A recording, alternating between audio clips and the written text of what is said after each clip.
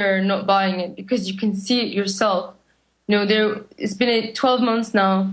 There haven't been any mass, rallies. There haven't been any support for this foreign, armed, funded, and even oftentimes the men themselves are foreign.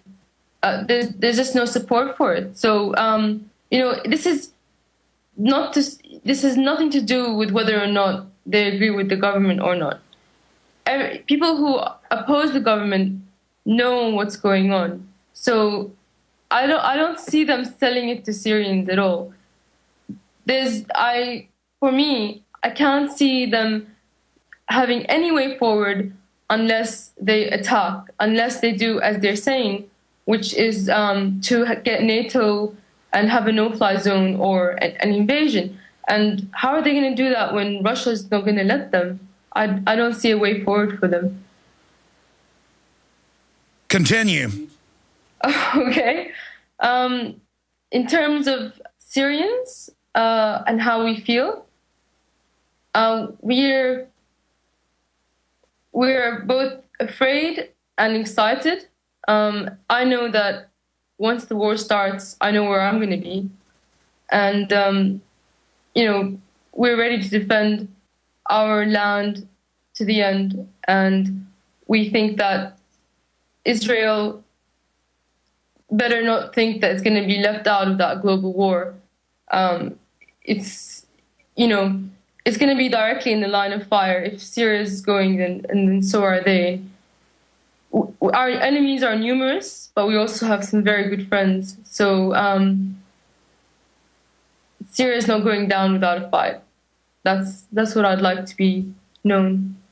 What about the Russian fleet that's docked there at your port? What about the fact that Russia says, they vetoed the UN attack, and so now they're saying, well, we'll go ahead, and now the UN's saying they'll go ahead and get behind it and not even follow the rules. I mean, this is crazy, a major escalation. You mean NATO, yeah? Yes. I think that for Russia, Syria is a red line. And that's because they're based in Tartus. Their naval base is one of their last positions in the Middle East, and their last defense against Europe and Turkey's missile defense treaty.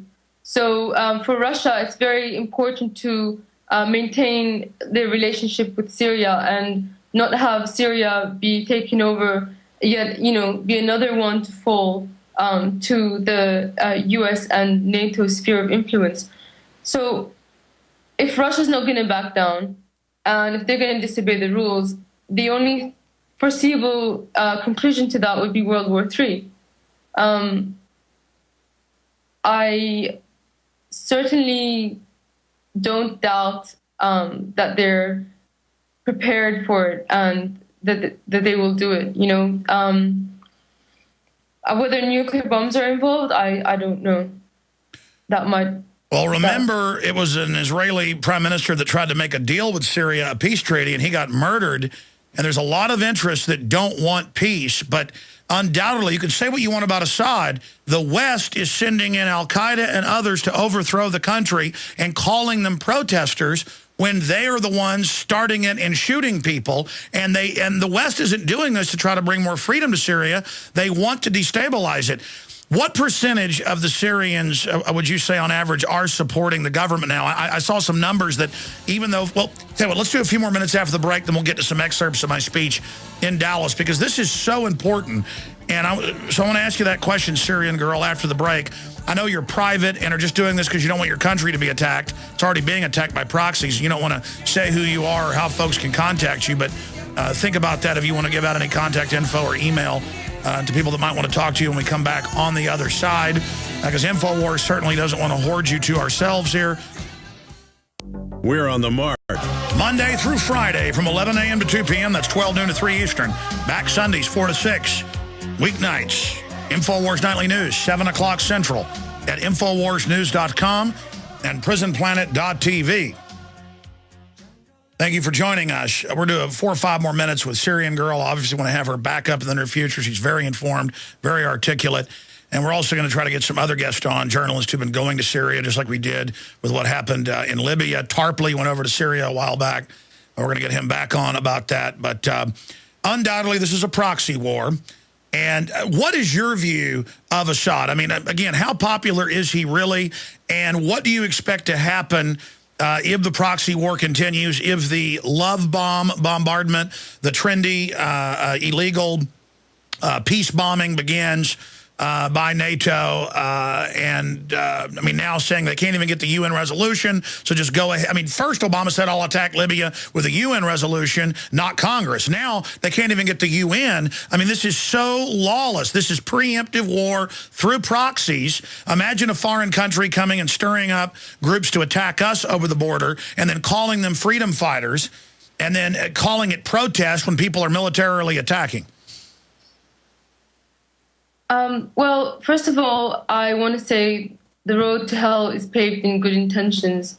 And the most annoying people are the ones that think that they're helping us out by, supporting these insurgents that are bombing, forcing people from their homes.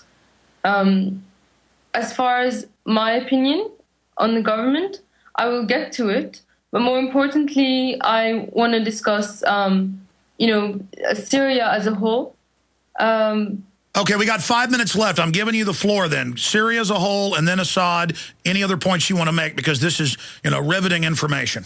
Okay, thank you. Syria as a whole. How can I tell you statistics, percentages? I can't. I can only tell you that the vast majority of the country, in spite of how they feel about the government, do not want this NATO-led insurgency to take over, because not only are they going to be puppets of the West, not only are they going to destroy the country in the process of doing so, they're also not democratic. They are a theocratic, sectarian Islamic movement that want to control and destroy our secular way of life. And Syrians do not agree with this. You can see that by the way that they're acting. I can tell you that, the majority of Syrians went out and voted for our new constitution, which opens up the way for new political parties and for future elections. So the majority of people are for the reform process, and the new constitution is already in place. You can split Syria up into 3, I guess.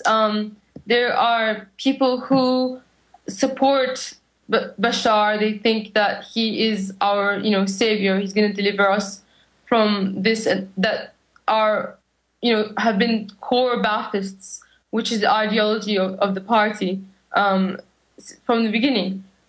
And there's people who are newly, supporting Bashar because they want him to make the reform process happen. Then there's people who oppose the government because of corruption and things that have happened in the past, and they're also not going to side with Israel, our enemies, nor NATO. And then, okay, this is 4, not 3, so maybe I can't count. But finally, there's a minority of people who have been sold the lie, just like the Iraqi collaborators were sold the lie that the U.S. is this liberator, it's fantastic, they're so humanitarian, they're going to come and save everybody. And, this is the way to get power and the way to get freedom, whatever that, means to them, is by allying with the U.S. Now, I think that is such naivety and opportunism, and it's just disgusting to the core, and I cannot call these people Syrian. So if you want, by my definition of what is Syrian, 100% of us oppose NATO and this attack against our country. Well, that's right. It's going to be, I mean, look, Iran, 70+% don't like the mullahs, but every analyst says an attack on Iran will unify the entire population behind the mullahs. That's how people work. And now that your country's clearly being attacked with proxy armies, NATO's saying we're going to drop bombs on you because it's humanitarian.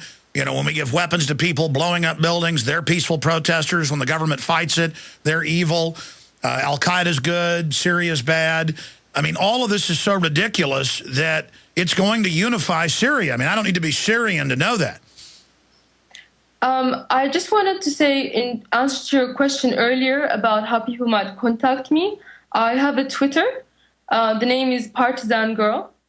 And of course, they might have seen other interviews I've done on our YouTube channel, 108 Morris 108. Okay, and again, give us the Twitter. It's twitter.com/ Partisan Girl, no spaces. Partisan Girl. That's awesome. And we'll send a link up to my Twitter, the Real Alex Jones, twitter.com/ Real Alex Jones. So that's good for people to be able to contact you there. And hopefully things don't continue to unfold in Syria in a bad, but it looks like that is going to happen. So I'd like to be able to have you pop in and give your perspective as this unfolds. Anytime. All right. Anything else you'd like to add in about 60 seconds? About Bashar yes. Assad, yes. His father, you know, he might have been, whatever you might want to call what happened, you know, people have different opinions, but Bashar from the beginning has been more of a reformer. However, there's an old guard in Syria that have prevented him from undertaking much of the reforms that he wanted to make. But at least now, with the support of the people, hopefully the reform process is going to happen. What is your personal, so you see overall he's been a reformer trying to change an old system, and certainly, you know, it's not going to get better. Look at Egypt. It's gotten 10 times worse, and they've got women having to wear the headdresses and everything now since it was liberated, and it's just incredible. All right, well, Syrian Girl, thank you for having the courage to speak out. We appreciate you joining us. Thank you very much. Take care.